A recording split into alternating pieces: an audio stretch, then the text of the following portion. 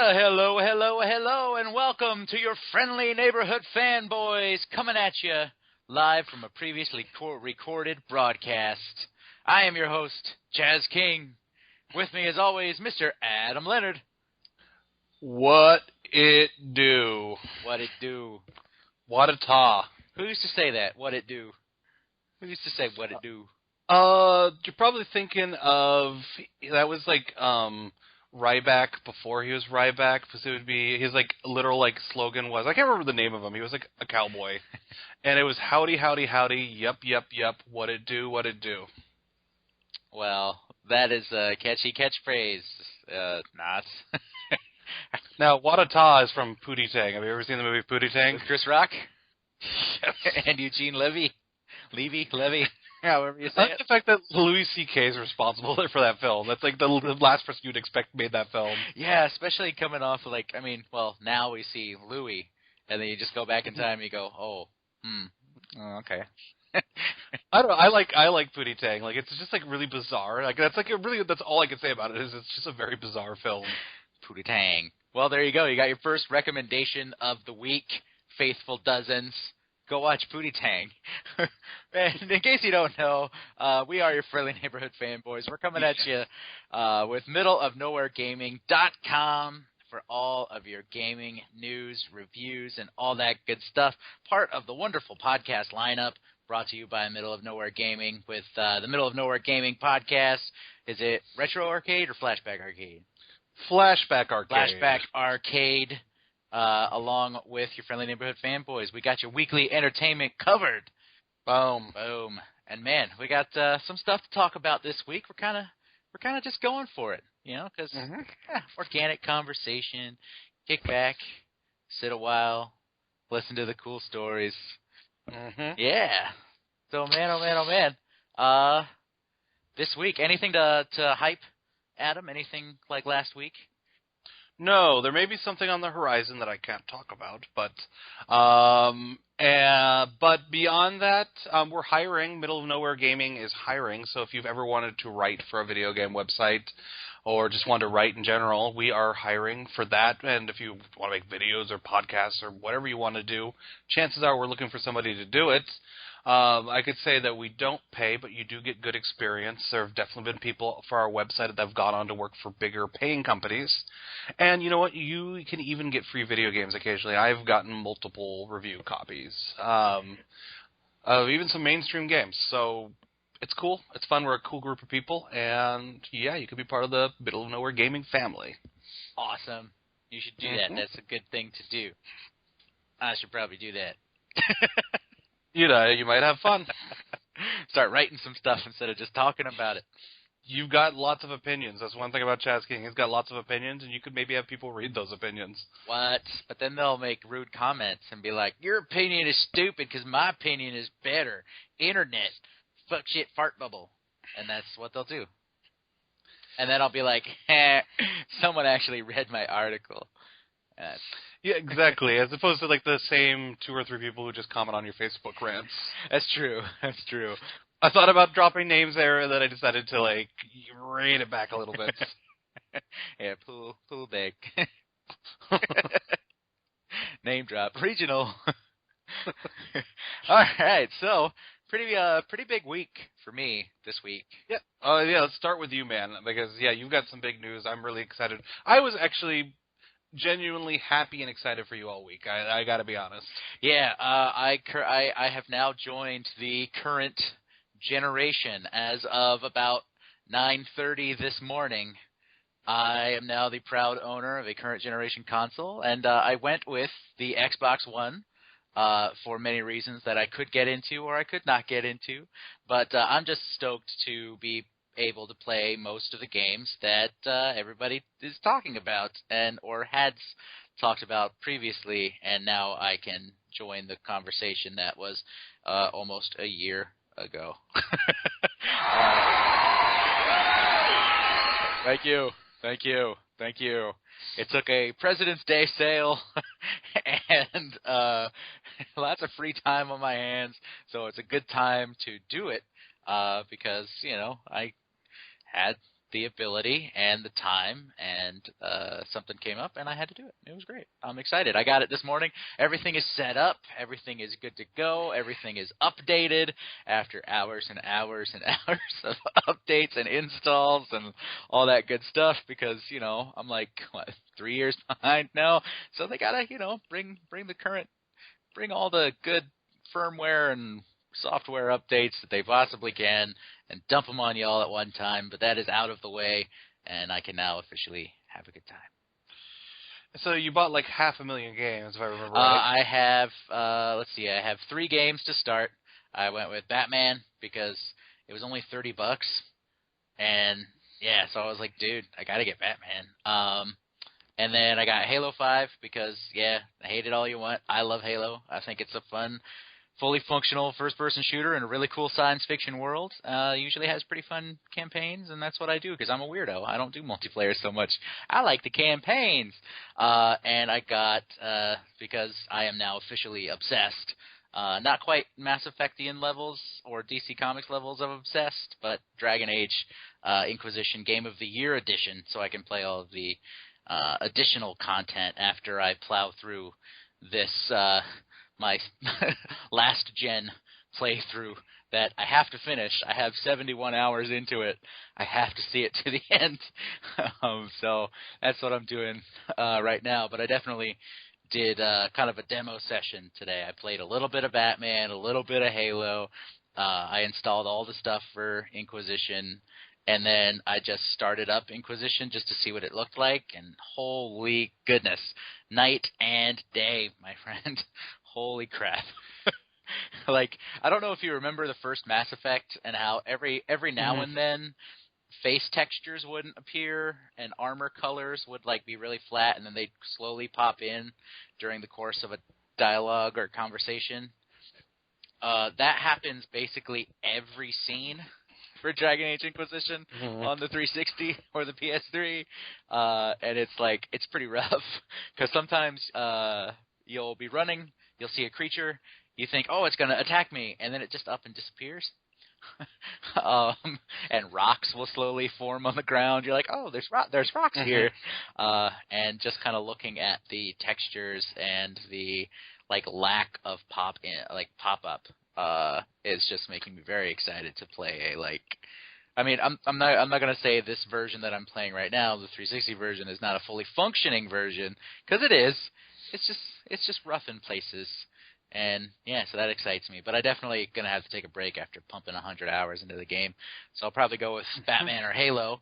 But I also, in the mail, right before we got on to do this recording, I received an awesome gift from a good friend of mine by the name of Adam Leonard. And I got a copy of Sunset Overdrive.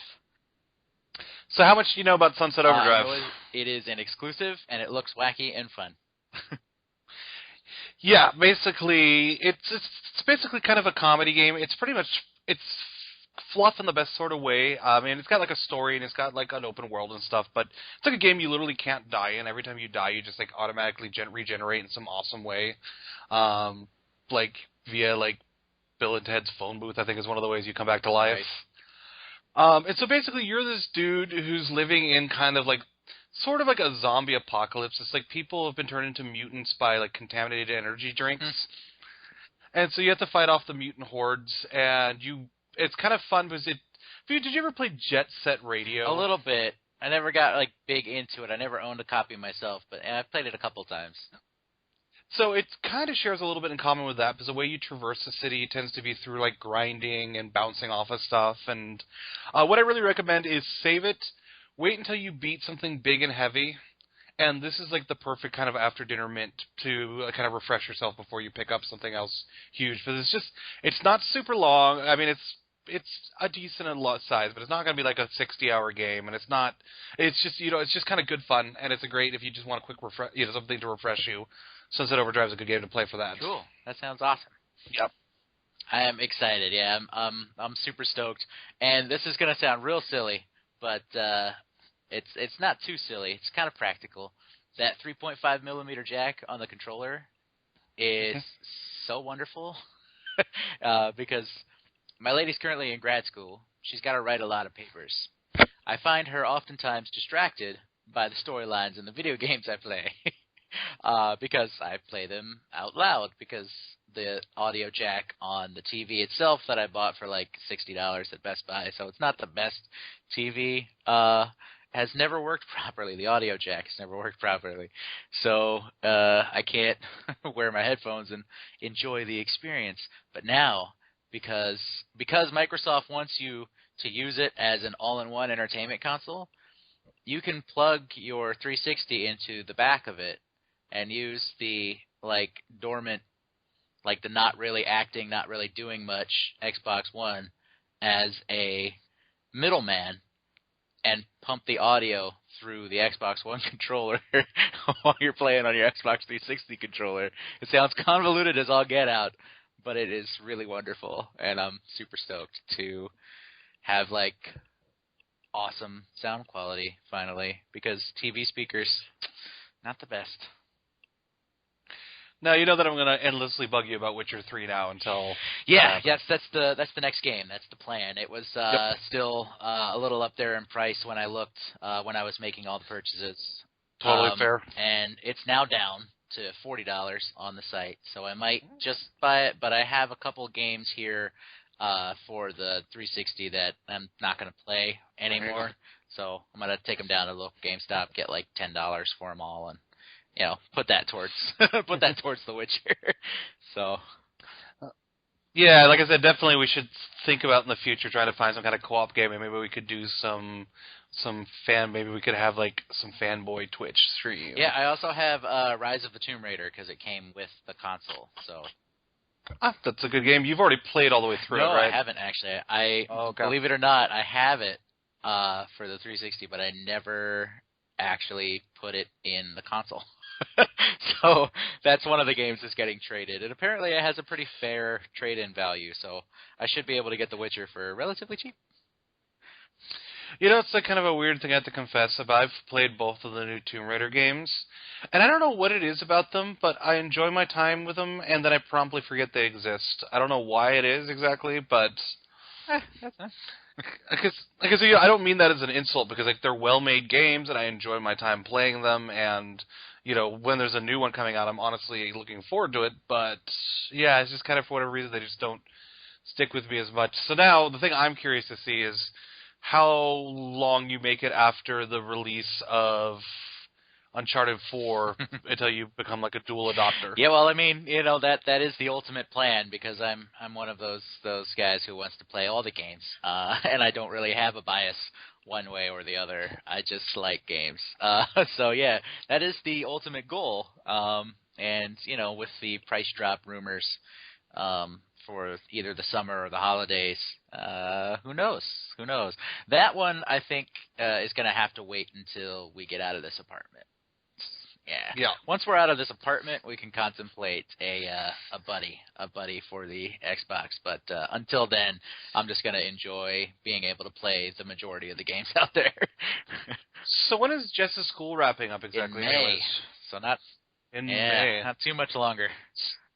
So have you guys figured out what the plan is while she's looking for whatever's next? The initial plan is, unless something comes up quick, is road trip and head back out west to at least have a place to go for the month or two in between work, because I think she has a gig lined up for the summer. But if we can just get back and then come out in July and sublet for summer, then we'll do that instead of. So she's already got a job out in NYC. I think in the Hamptons actually. Yeah, so she's got a job, but that's not until mid-summer. So we got. So in theory, you're going to be back in Eugene at some point. Yes, that is the idea. Well, of course, it's a long time between here and there, but of course, anything. That is the tentative plan. So you might be able to have a live in the same room Fanboys podcast. Yeah, and hopefully, I'm really hoping that the Great Horror Campout makes a return this year. Oh my goodness, the Great Horror Campout! I still have that bag. That bag was my my lunch bag at FAO Schwartz. Yeah, literally, I actually. So sidestep for people who just come to here for the first time. The Great Horror Campout is this thing that Chaz and I did with our buddy Brett a couple years ago, and it's basically like a campout where there's just like monsters and all kinds of shenanigans, and you get thrown in vans by like abductors and stuff. And it's by far one of the weirdest things I've ever experienced. One of the best things I've ever experienced, but definitely one of the weirdest. But yeah, I actually still have on my wall. I have my bag, the T-shirt that was way too small for me, and my little dossier thing they gave you that we got laminated. Yeah, we did. We did get those laminated because we didn't want blood to get on our on our clues. Oh, but that'd be fun if the fates allowed for us to do that again, and maybe we could do some kind of thing for that. Remember how I got put in the back of a trunk by a couple of clowns? I wasn't there for that, but I do remember that. Yep. I was apparently very noble. I spared Brett and got thrown in the back of a trunk. while the hook hand killer said I had a pretty mouth. So. Chupacabras. Way too much time with the chupacabras. Chupacabras. Yep. So, I'm trying to think what I've been up to this week. We did the Helldiver thing on Friday. That was a lot of fun for Middle of Nowhere Gaming. If you didn't get a chance to watch us play Helldivers live, we have on the Middle of Nowhere Gaming's YouTube channel, we actually have some highlights. That was fun. That's Mong Plays, yes? Mong Plays? Yeah, Mong Plays. So that was cool. I've been really, my gaming schedule's been really boring because I've still just playing Dark Souls 2. Cool. I'm now 40 hours in. Very cool. And the end is in sight. So the end is kind of in sight at this point. I might be getting too optimistic, but I kind of hoping to have it beat sometime pretty close to the end of the weekend, partially because I'm kind of possibly floating this idea because I've got Tuesday off, and on Tuesday Far Cry Primal comes out, and so I'm kind of thinking, depending on which way the general consensus about the quality of the game goes, I may very well use my vacation day to pick it up. Awesome. Mm-hmm. And then it's going to begin again because you had to remind me that Dark Souls 3 is coming out really soon. And it's like, am I going to do this again? And it's like, yeah, I am. But it's hard. This is first world gamer troubles. The hard conundrum, though, is that in April, I've got Quantum Break coming out, which is the newest Remedy game, which is the reason I bought an Xbox One. That was a game that I said, this is why I have to own the console. But then Dark Souls 3 comes out the next week, and I'm sure Quantum Break's going to be too big to beat in a week. So it's kind of what do I do? First world gamer problems. Hashtag. That's some tough stuff. I mean, I'm sitting here I am determined. I have to beat my initial Inquisition run. I have to do it. But I don't know if the end is anywhere in sight. I just got through the Orlesian Ball. So that's the second or third big main story mission. And I'm oh, crap. So I might be sitting here playing the last generation with a brand new current gen console sitting to my left while I beat this game and just eyeballing these other games. I need to do this. I need to do this. I need to beat this. But look at Batman. It's so pretty. Well, if you're at the Orlesian Ball, I don't think you're that far out towards the end. Morrigan just joined my war table. Yeah, I think you're actually not all that far off. Cool. She talked about Illuvians and stuff. It's exciting. So, speaking of exciting, it was kind of exciting and unexpected this week? What? So, I watched the latest episode of The People versus OJ. Okay. And FX on primetime TV dropped the F-bomb. Wow. Yeah. Not really a spoiler, but they say fuck. Nice. I was kind of surprised at this because I was I was talking to my roommate and we're okay, well, how did they do that? Did they pay some kind of fines just to be able to do this? And I did some research, and you know what I found out that's kind of interesting? Apparently, there isn't any kind of censorship that governs. that governs basic cable channels. Apparently, from this article I was reading from Entertainment Weekly, that really they could have as much swearing and sex and violence as like an HBO show if they wanted to, but they opt not to in order to try to broaden their appeal base. Huh. But FX is like a channel that's perennially kind of been pushing the boundaries of like what you show on basic cable. And yeah, they went for it. They actually used the F word on primetime television. Wow. I mean, like AMC sometimes, like you'll see that the word is said, but they'll kind of just blank it out. Right. Whereas, like on the DVD, Walter White will say like "fuck you," but on the show it'll be "you." And that's wow. Good on you, FX. Yeah, this one just kind of goes whole hog. The guy gets minor spoiler, but not really. But it's just like last line of the TV show was "motherfucker." I was like, oh man, you did that, didn't you? It's like when they said shit on NYPD Blue. And then South Park made that great episode about it. Yes, they did. NYPD Blue is a show that I don't know anything about, but whenever I think of the show, and I could be totally wrong, and it could be my own mental, like, whatever, but NYPD Blue I always associate with the fat bearded man's butt. You know, and I was going to comment on that tragic stories of youth is that I allowed myself to get, like, snookered by NYPD Blue when I was a young pubescent boy. I somehow caught onto the fact that when you were about to watch an episode of NYPD Blue, they always show like the rating and why it's rated like that.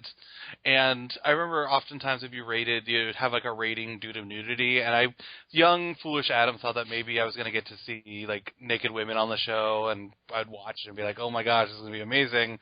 But no, really, it's just all you're going to get is Dennis Franz ass. Which is exactly what you get.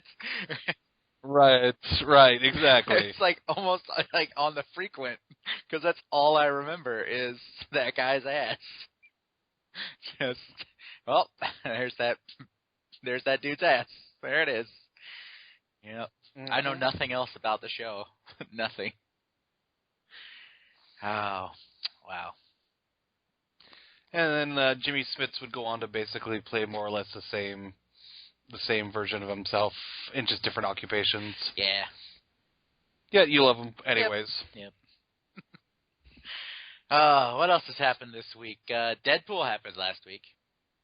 I did go see Deadpool. Yeah, I actually went and saw it twice. I went and saw it once by myself in the morning on Friday, and then my lady and I had an impromptu date night, and Deadpool started soonest, so I went and saw it. There you go. Yeah. So, what did you think?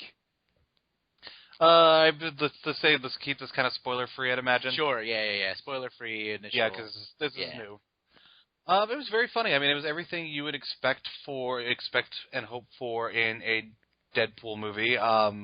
This is basically the role that Ryan Reynolds was basically born to play. Unsurprisingly, him and T.J. Miller play very well off of each other. I think they didn't show necessarily the best parts of the trailer. There was plenty of good stuff that wasn't just being kind of like plastered all over the place. Agreed. I thought I had a lot more laughs than what was in the trailer, which is oftentimes not a trend these days, but this one had plenty more to deliver. It was interesting to see a more traditional portrayal of Colossus. Yeah, that was cool. Villains were kind of weak, but that seems to be kind of, unfortunately, an overarching problem with most superhero films. Especially origin stories. Yeah.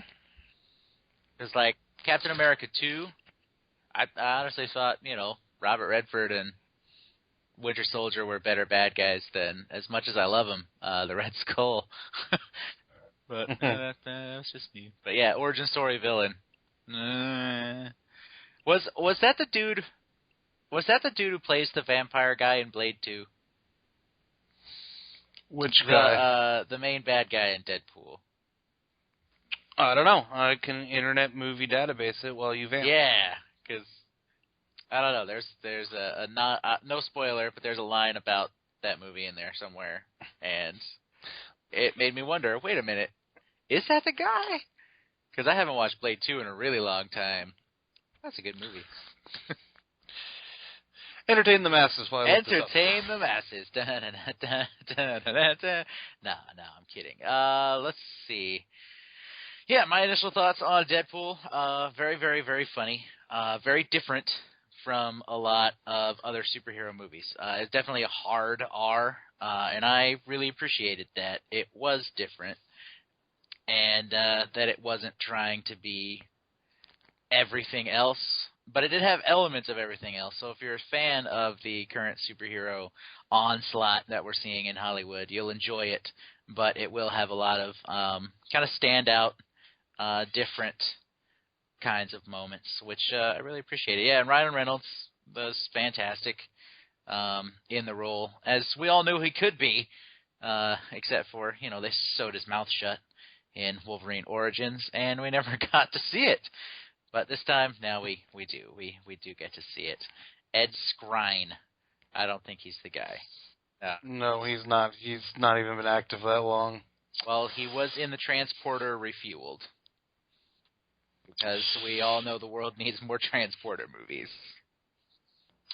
The one thing that, one controversial thing I do have to say, and I actually kind of went into this on the Fanboy podcast, I kind of think Deadpool's an overrated hero, or just comic book character, period. And you will get no contention from me, my friend. This is one of the reasons why we are friends.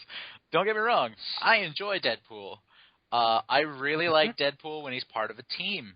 Like the Uncanny X-Force by Rick Remender, like that series. That's great, because it's all gloom and doom and bleak, and then Deadpool interjects with something that's not gloom and doom and bleak. But he also has some amazing moments himself. I think it all just kind of depends on who's writing him and if he's in everything. Because I think the Jerry Duggan, Brian Posehn run is very entertaining, very funny. It's still going. Jerry Duggan's still working on the book. I'm not sure if Posehn is anymore, but he's off being comedian. But yeah, I think certain writers have a knack for writing decent Deadpool stories, but there was definitely a period of time where I think he had something like 4 or 5 books every single month. He had at least a book for a week, if not a book, like an ongoing and a miniseries for the week. And I was just like, man, like I get why he's popular, but slow it down, man. Slow it down. Yeah, admittedly, more so than a sequel, I'm more excited for the potential X-Force movie because I'm more interested in seeing how Deadpool might function within a team dynamic where he's simply one part of a larger whole rather than like the main spotlight. Yeah, but I mean, I get why people like Deadpool. I'm not trying to poo-poo your Deadpool. Oh, but yeah, no, I appreciate Deadpool in small doses. 2 hours is about a good dose. Exactly. Yeah. Mm-hmm. Yeah. It was cool to see Marina Bakarin doing some stuff. Yes, yeah. Of course. Geek favorite, yes. Mm-hmm. Who, this might sound pervy, but I'm going to say it anyway. She looks just as good in real life as she does on TV.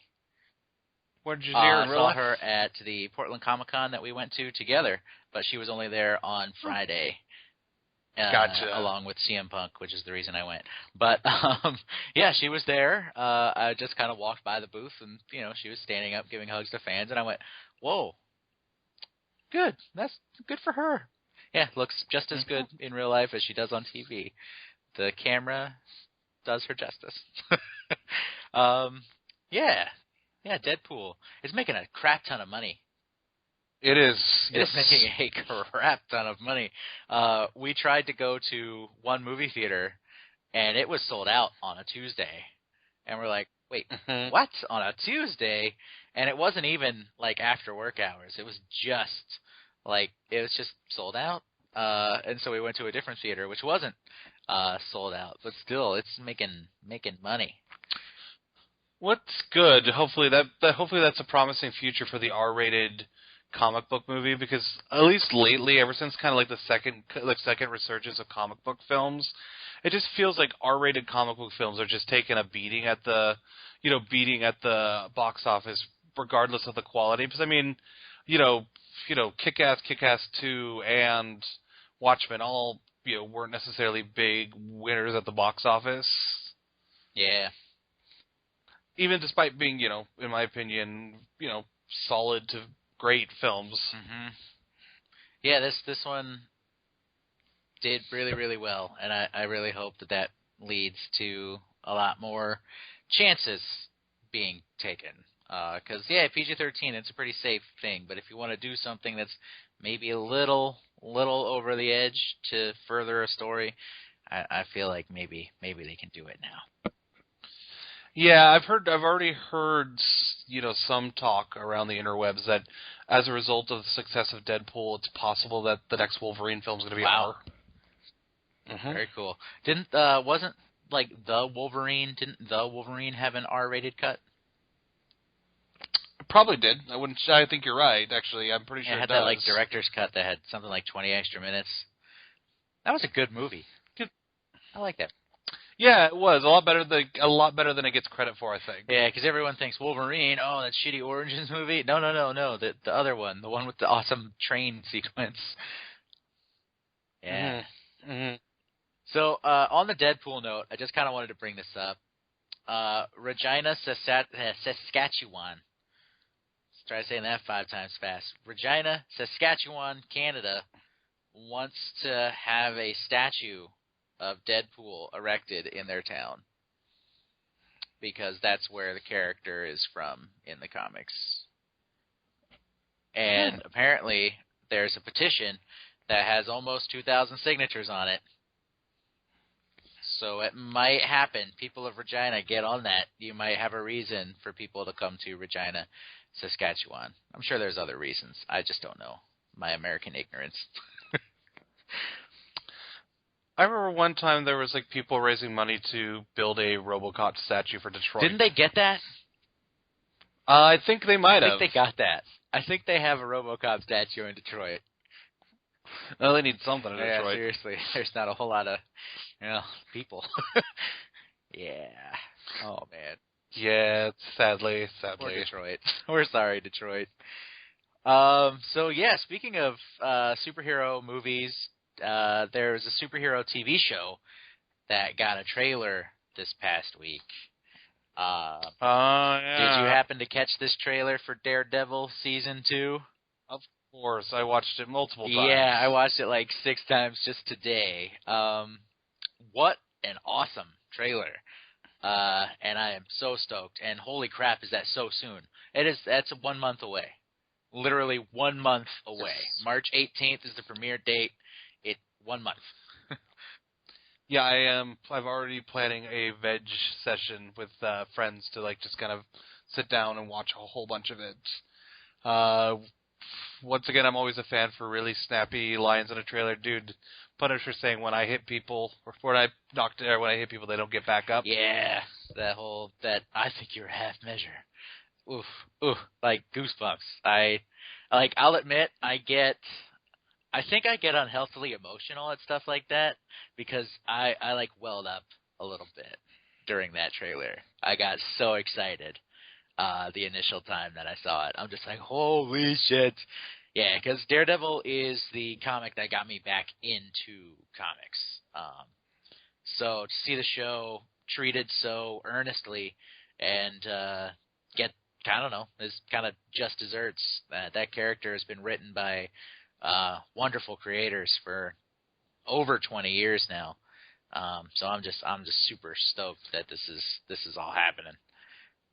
So now here's a great question for you so this trailer was amazing, but it's only part 1. Apparently later this month there's a part 2 trailer coming out. Wow. They've got to have a plan to top this trailer. What do you think they're going to do? What do you think they're going to show? Maybe the hand?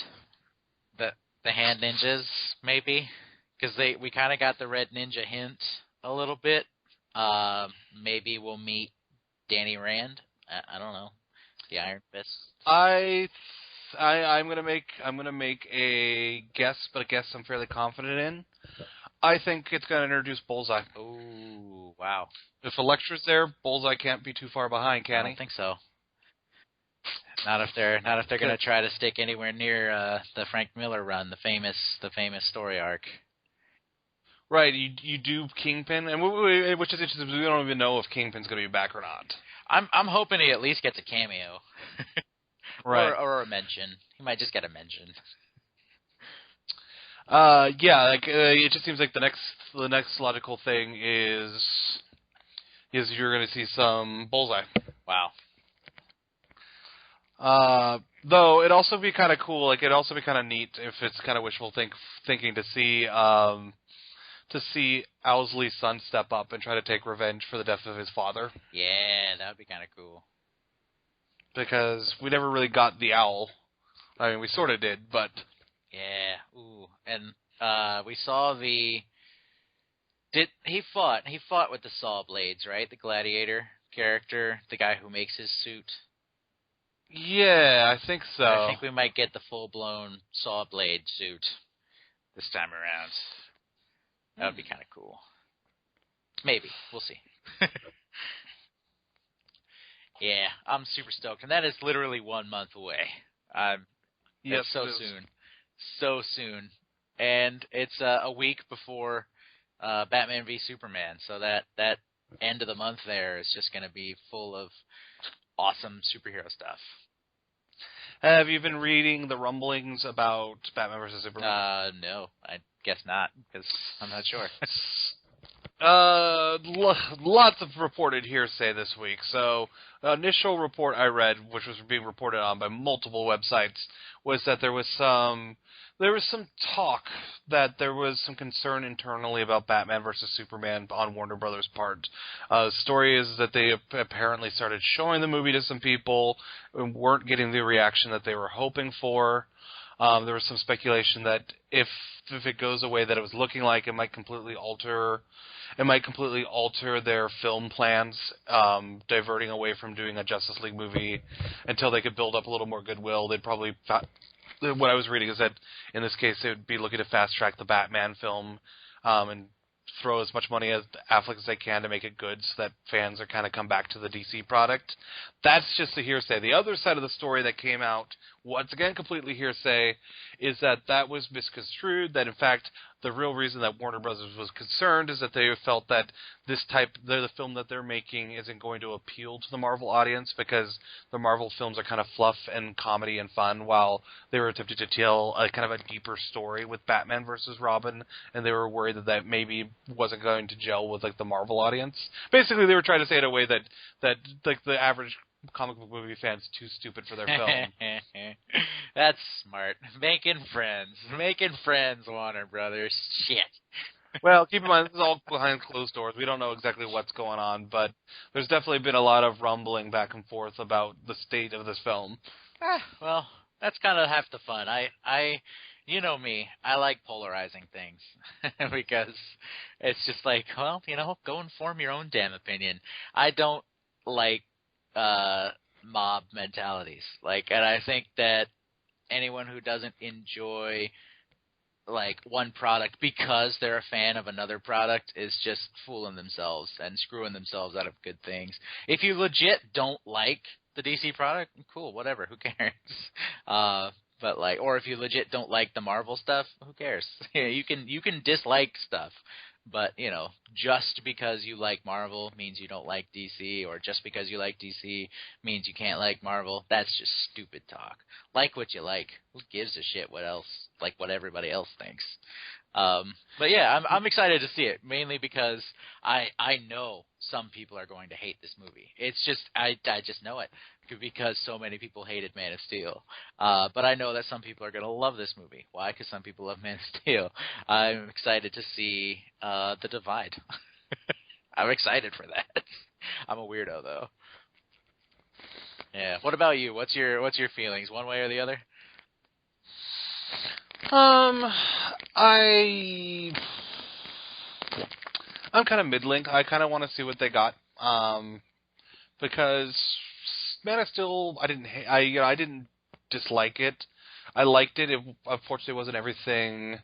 It wasn't everything I was hoping it was, and partially I think part of that's because my arguments with it don't even have anything to do with the tone. I guess that, as I said before, that I don't mind the more serious tone because Marvel's kind of got the comic thing has got their style down perfectly. If nothing else, it sets this universe apart tonally. The big thing for me that was just like my disappointment was that they released a trailer right early on for Man of Steel that was like one of the best put together film trailers I've ever seen. You know the one I'm talking about, like the first one with like the female singing and stuff. Yeah. Like that was such a good film trailer, and man, that moved me to tears the first time I watched it. And I'm like, man, this is going to be like such a good Superman film.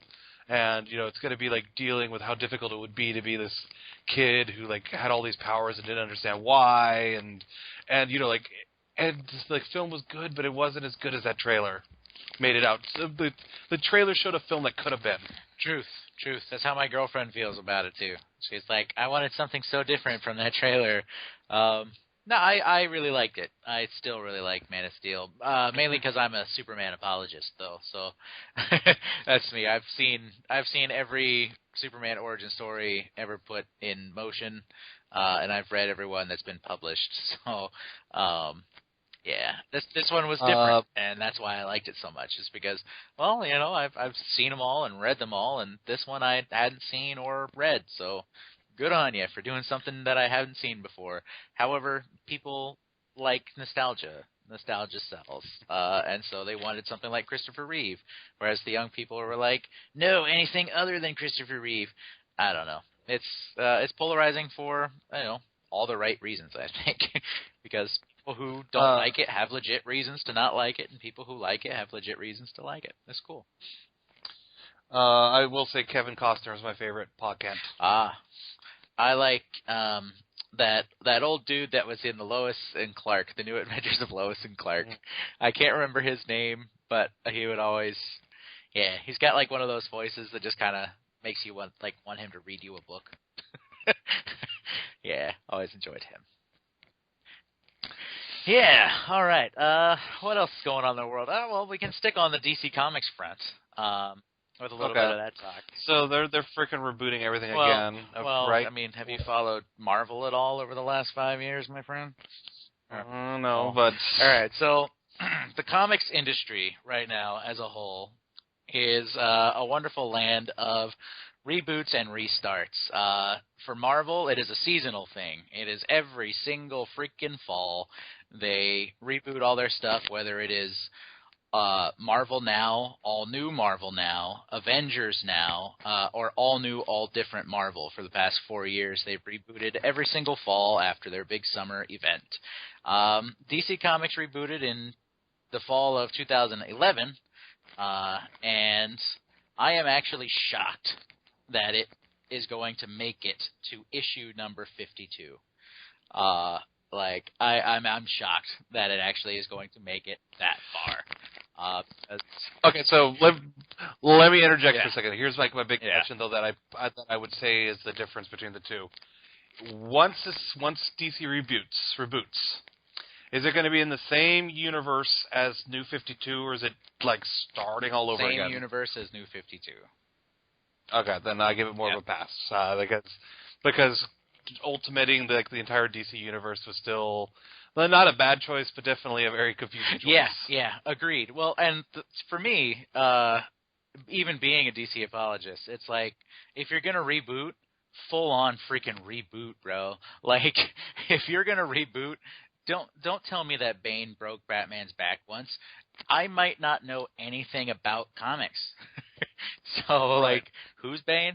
He broke who now? What now? I mean, I know the movie came out, so maybe that was a bad example, but, like, yeah. Well, it smacked of DC wanting to do something really ballsy, which was completely restart the universe in order to bring on the new fan base. But they didn't have enough balls to go. Like, once it was a half measure, they didn't have enough balls to go the whole way with that. Because they're like, oh, we don't really want to piss off the other fans, so technically it all still happened in this like new universe. So there you go. Yeah. Okay. I agree with that. I felt at the time that they should have just done it full blown, man. Full blown restart from go. Because why not? You can't lose with that. I mean, you can, but you're going to lose regardless. You can't make everybody happy. And you don't need to worry about it because you can do like yet another one of your guys' like Infinity bullshit storylines like 5 years down the line to make it all good again and everything. Exactly. Canon. That's like Marvel Secret Wars or every summer. You know, it's DC's got their Crisis, Marvel's got their Secret Wars, Civil War, Secret Civil Wars, Infinity whatevers, and yeah, you know, like they both have DC and Marvel both have their awesome reset buttons. And so I'm really glad that they're actually continuing with current continuity into the quote-unquote DC Rebirth is what it will be called, which is a pretty seminal piece for them because Green Lantern Rebirth did huge business for them. Flash Rebirth, again, huge business for them. So DC Rebirth will be a lot like, if you're a comics fan, then you're familiar with the Marvel relaunches of like All New Marvel Now. Basically, it's the DC version of that. They're going to have little one-shots that introduce you to the worlds, called like Batman Rebirth, Superman Rebirth, Wonder Woman Rebirth, and so what does Rebirth mean exactly? Rebirth is essentially just the name of a miniseries, and they decided to make it a legacy thing. It's So what are they doing essentially to reboot? Like what is this going to mean? Like if you're like going to pick what's going to be different about it than the new 52? We don't know yet. The fact that it's in regular continuity is like the current continuity is basically, to me, my personal saving grace for the whole thing. That they're not abandoning the stories that are going on currently, but the Rebirth is basically going to be the jumping on point. So if you want to know what's going on in the world of Batman, you haven't been there for a while, Batman Rebirth #1, the one shot, will be the kind of, here, you're all caught up. And the DC Universe Rebirth one shot by Jeff Johns will basically set the stage for everything to come for the line in general. And it'll be interesting to see. It's comics, so no matter how easy they try to make it, it's always confusing. Yeah, so basically, if you want to read Batman, read it in May. Read it in June when it comes out. You know, like if you haven't ever read Batman and you want to get back into Batman, pick up Batman in June when it starts at #1 again. It doesn't mean the stories are rebooted. It's just renumbering. Look at it that way. Renumbering. It's what Marvel does every year. And yeah, because to me, I feel that comics have taken almost a seasonal approach because it works. Anytime a new #1 is launched, they sell 100,000 copies because everyone goes, ooh, #1s, which is silly because that #1 won't be worth spit because it sells 100,000 copies. But, you know, hey, whatever. Well, like that will be the case for a while until like they realize like Detective Comics has reached like issue 1000, and then you bet they're going to flip back over to numbering again. Actually, this is the one part that I went, okay, why? Action Comics and Detective Comics are fucking flipping back to their original numbering. Are they about to hit some kind of milestone They are. They're about to hit issue 950 for Detective, and issue 1000 is right around the corner for Action. So that's why they're doing it. Yep. But it's like almost like I could work at DC Comics. Yeah, essentially. It's just, the industry as a whole, I love it to death, but DC, Marvel, just freaking let your books go, man. Just let them go, because it's all about profits. Let's face it, it's all about profits. You want your stories to be good because they'll sell more, but at the end of the day, if Red Hood and Arsenal is not selling, they're not going to put it out. It's like, okay, it didn't sell. You've got till issue 6. And then we cancel your book. And we'll replace it with something that we think will sell. Most likely has Gotham in the title, or Spider-Man tie-in, or it's in another Avengers book because we don't have 18 of those already. It's a fickle industry. I'm always excited for the new stuff because usually it brings about at least 3 or 4 really awesome runs. Because, I mean, Scott Snyder and Greg Capullo's run of Batman is going to end organically at issue 51. And holy crap, they got 51 issues together, like all the way through issue 1 to 51. That's a feat in and of itself in the modern comic climate. I'm actually just impressed with the restraint they've shown in letting the New 52 actually get to 52 issues. I'm impressed that it actually happened, because a lot of books don't make it that far, and hell, even over at the other, even at the other big company over at Marvel, like, what was it, Avengers last year, like, poor Rick Remender relaunches Uncanny Avengers with a number 1 because they're doing a relaunch, and then, he gets to, like, issue 6, we're doing Secret Wars. We're scrapping everything. Everything gets a Secret Wars tie-in. And the comics industry. Gotta love it. Now, did I mention that I actually read a comic, or more specifically, a graphic novel recently? No, which one did you read? I just picked it up as it's been sitting by my couch for a while. I picked up a graphic novel by the name of Fun Home by Alison Bechdel. There's a musical. Yes, that's how I found out about it, as I saw a Tony performance of it, and I was like, this is a comic book that got turned into a musical. I kind of want to check that out. So it's interesting. It's basically a kind of the life story. It's kind of like a biography of the author, and the author is a lesbian, and it's about her growing up in a house with her family, and the big kind of not necessarily conflict, but kind of the thing that's explored partially is that her dad was like a closeted gay man in a time where it was like that wasn't okay to be gay, but was also married and kind of carrying out this double life, which was kind of all kinds of ironic because the author herself was gay, though a lot of the book takes place at a point where she was too young to fully kind of recognize what that is. How is it? Is it a good read? Yeah, it was really good. It's it's not like superhero comic. I mean, it's kind of more in line with stuff like American Splendor, but it was a good read. Very Alison Bechdel was very talented and tells a good story. I kind of want to see the Broadway musical now. Cool. Yeah. I like those weird little indie books. I still haven't read American Splendor. But they made a movie of that, right, with Paul Giamatti? Yes, and it's excellent. I highly recommend it. Yeah, because I've definitely heard of it, but I've never read it. But, you ever seen the movie Ghost Yes, World? I definitely have. With that Scarlett one's great Johansson, too. right? And Steve Buscemi. Yeah, one of Steve Buscemi's best performances of all time, in my opinion. Who was the other girl in that movie? Thora Birch. She was also the daughter from American Beauty. Ah, okay, cool. Yeah, definitely seen that movie. Yes.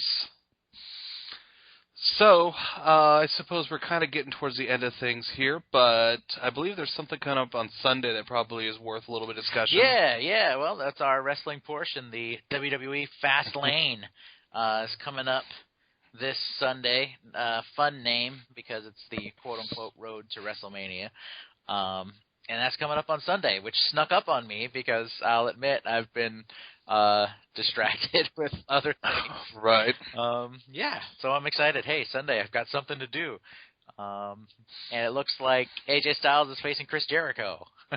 So I'm really excited for that one. I haven't seen any of their matches yet, so I'm excited.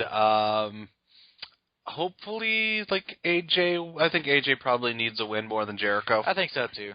And if Jericho does win, then they have some sort of big plan for him, because who the hell knows what's doing at WrestleMania other than, of course, the main event, which I'm pretty sure we can call out.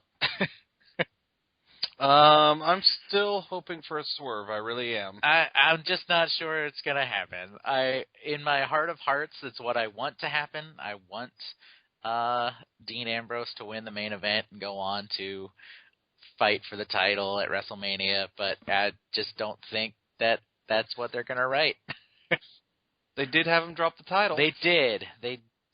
That is at least very least a red herring. Yeah, we'll see though. We'll see. Any other thoughts? Because all I'm seeing here is 4 matches. Is there really only 4 matches? No, there's 7. Okay, so we got AJ Styles versus Chris Jericho. Okay.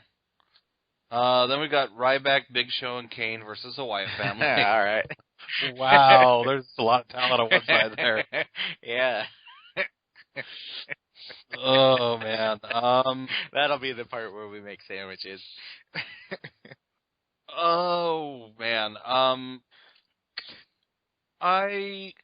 Kind of. I mean, I'll watch because I'm a Wyatt family guy. Like I like the Wyatt family, though I think they're being used kind of terribly.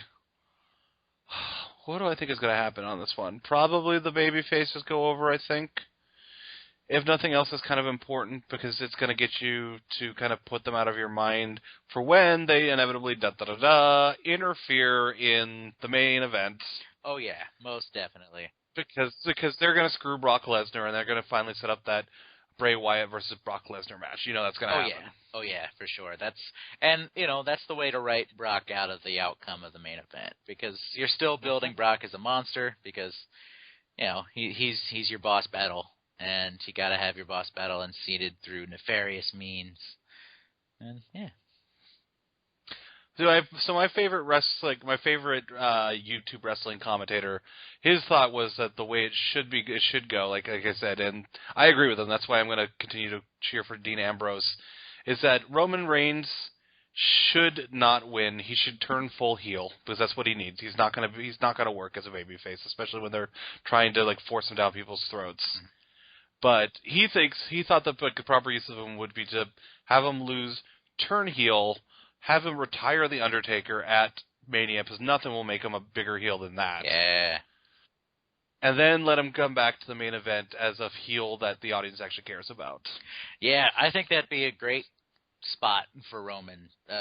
Even if they don't want to turn him heel, put him against Taker. Why not? Mix things up. Taker's got nobody this year.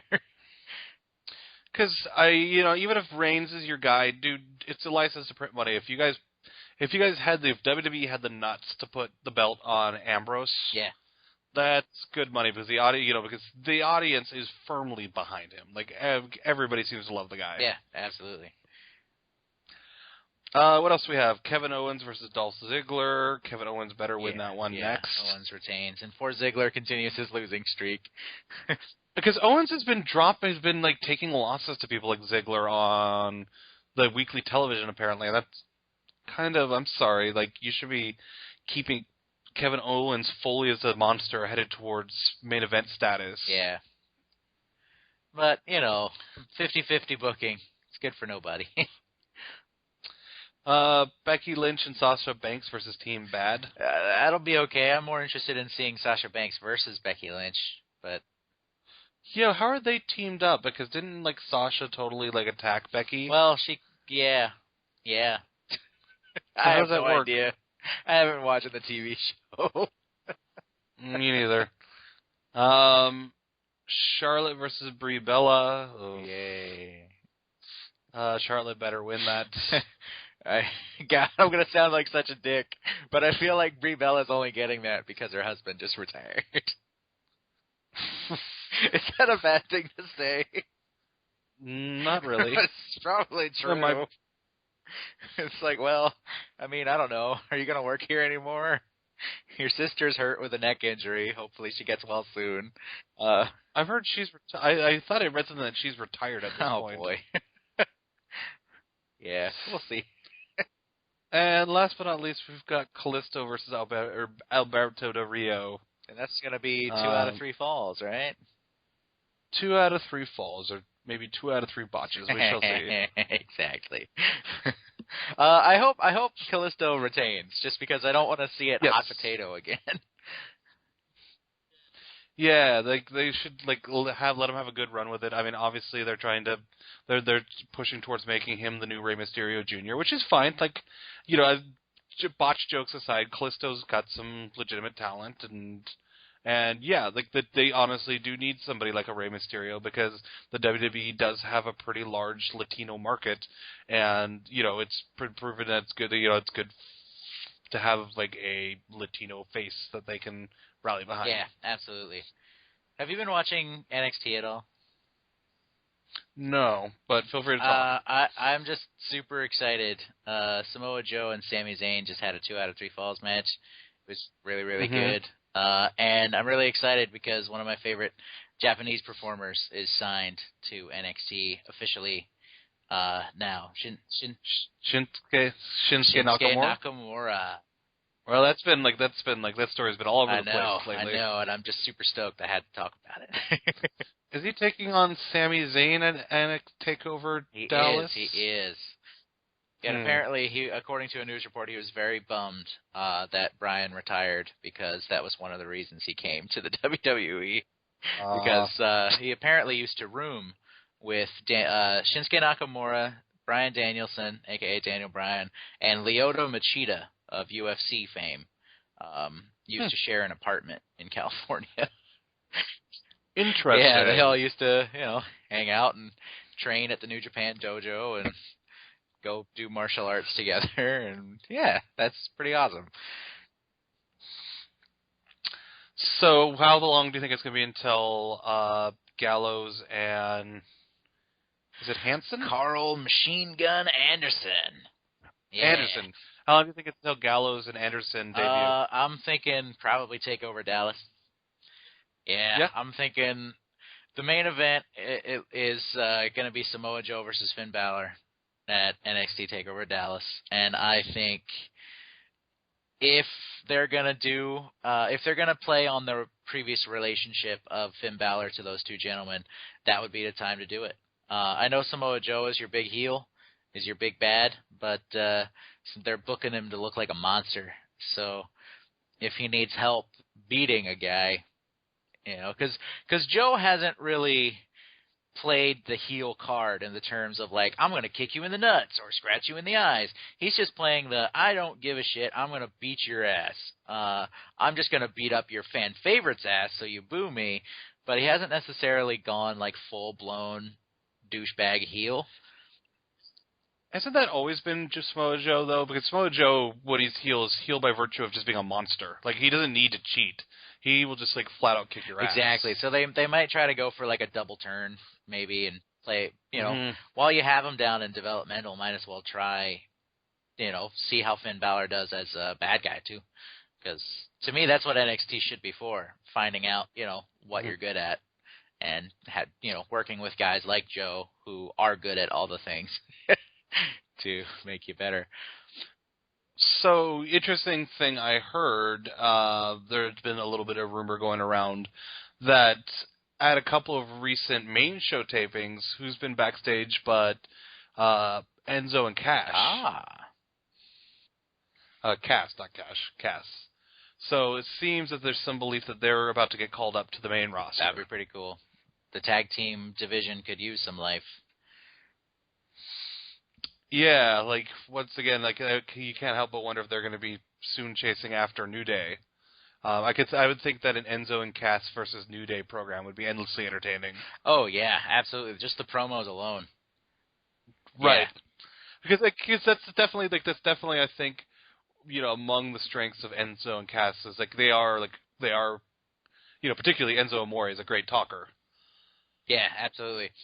And the way that the fans just catch on, the fans in Brooklyn, there was like 13,000 of them, all catching on.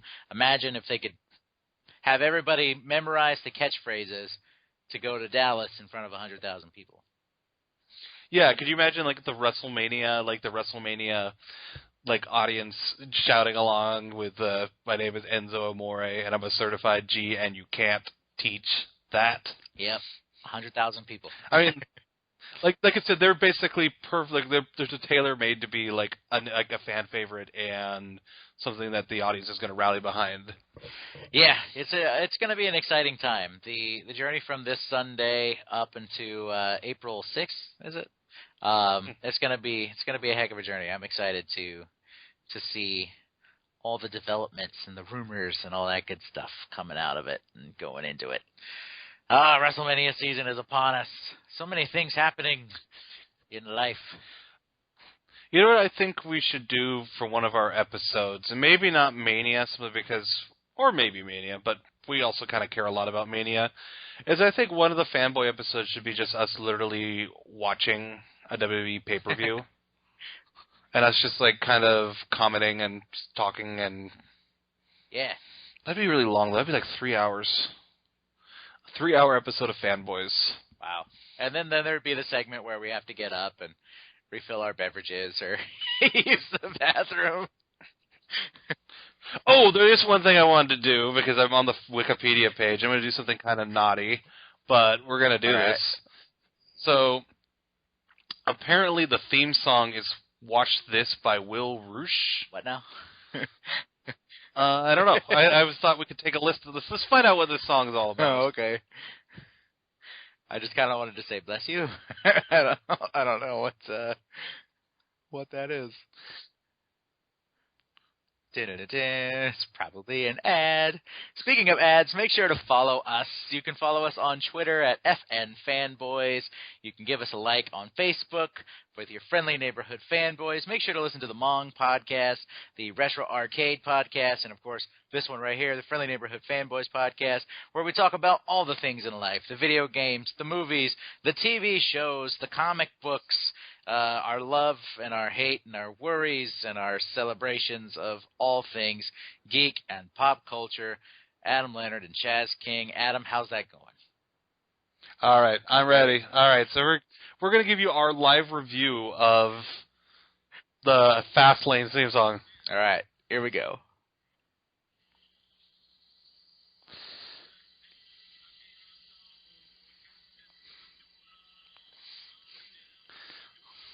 I can't really hear it.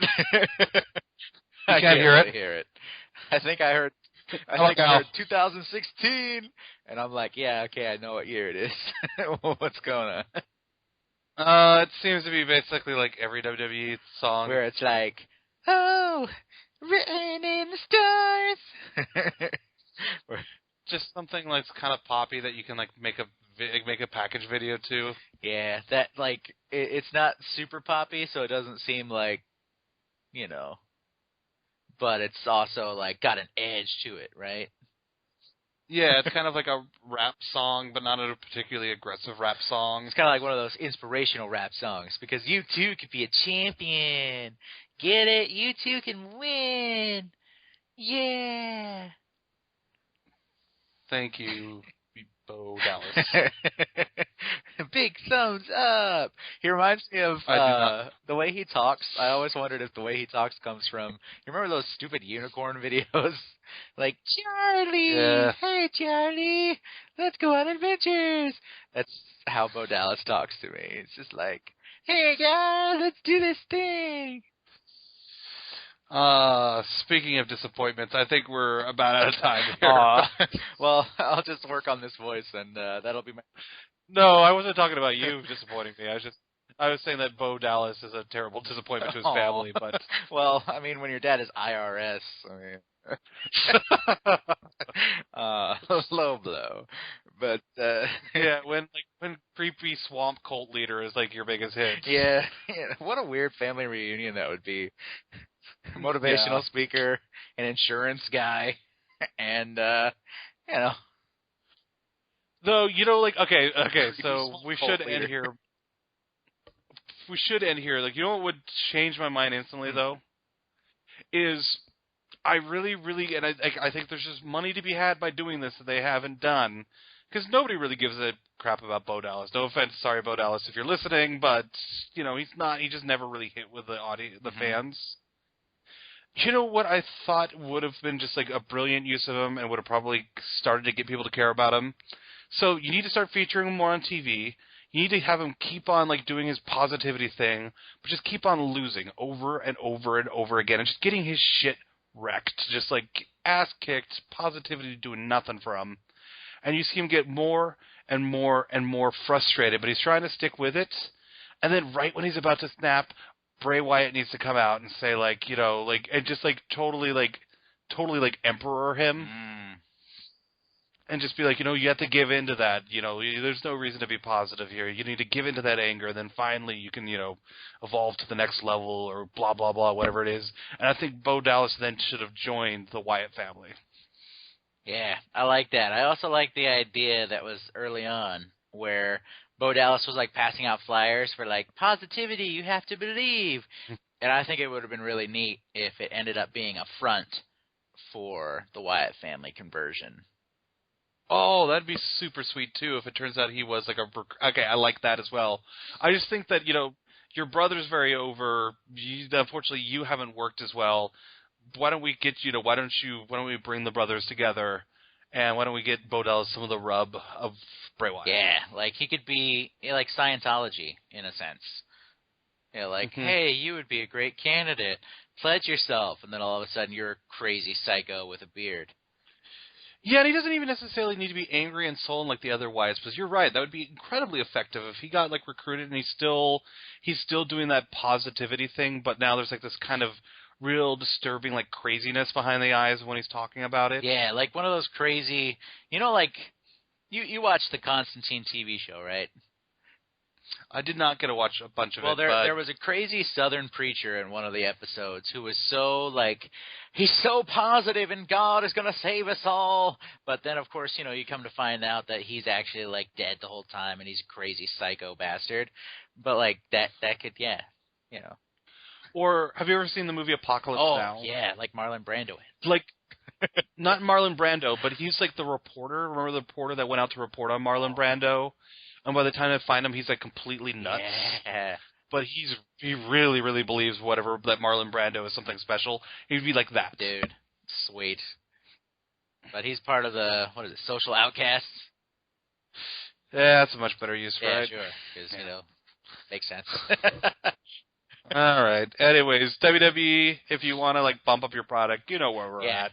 We're not hard to hire. Yeah, we're not hard to find either. You can find us on Facebook with your friendly neighborhood fanboys. You can find us on Twitter, FN Fanboys. You can send us an email at fnfanboys@gmail.com. Tell us what you want us to talk about, or all that good stuff. I may or may not have a code to some sort of Forza game that came with my console that I will never use, and I might want to give it to somebody instead of never using it. So maybe send us an email or a message or whatever. Yeah. Friendly Neighborhood Fanboys with middleofnowheregaming.com. Make sure to follow Middle of Nowhere Gaming. You can also watch them on YouTube, Mong Plays. You can follow them on Twitch, which is also Mong Plays. Listen to the podcast. I think their podcast drops every Wednesday. Yes, Wednesday? Yeah, early Wednesday. Early Wednesday morning. Make sure to check out the Retro Arcade. And we are your Flashback Arcade. Flashback Arcade. And we are your friendly neighborhood fanboys. I am your host, Jazz King. I am Adam Leonard, as always. We will holla at you next week. Woo!